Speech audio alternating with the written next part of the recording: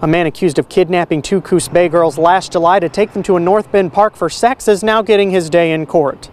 After a long morning of jury selection, jurors heard opening statements in the case against Robert Wayne Perez. After a lunch break, the two girls Perez is accused of kidnapping took the stand. Perez and his attorney are making the case that the two girls wanted to go for a joyride with Perez, and Perez, trying to be friendly, drove the girls around North Bend on the night in question. New details revealed Tuesday include the fact that Perez had permission to take the girls to the store to get cigarettes. One girl admitted on the stand that she lied to police so she wouldn't get in trouble for drinking and smoking, and that Perez had a friendly relationship with one of the girls' families that had no previous problems. Testimony continues here at the Coos County Courthouse on Wednesday. We are told this case could wrap up before noon. That's when the verdict will be in the hands of the jury. We'll be here to cover it all. For now, in Coquille, I'm Ricky Maranon, Kcby News. The verdict is in, and a man accused of kidnapping two Coos Bay girls last July to take them to a North Bend park for sex has been found guilty of all charges.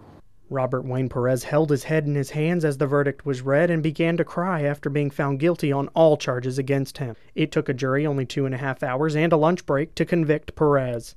All of the witnesses took the stand Tuesday, and the day began with closing arguments. It has not been a good year for Perez. The conviction in a Coquille courtroom is his 5th felony conviction. Last week, he was found guilty of burglary and theft. In July, Perez pled guilty to violating his parole by using methamphetamine.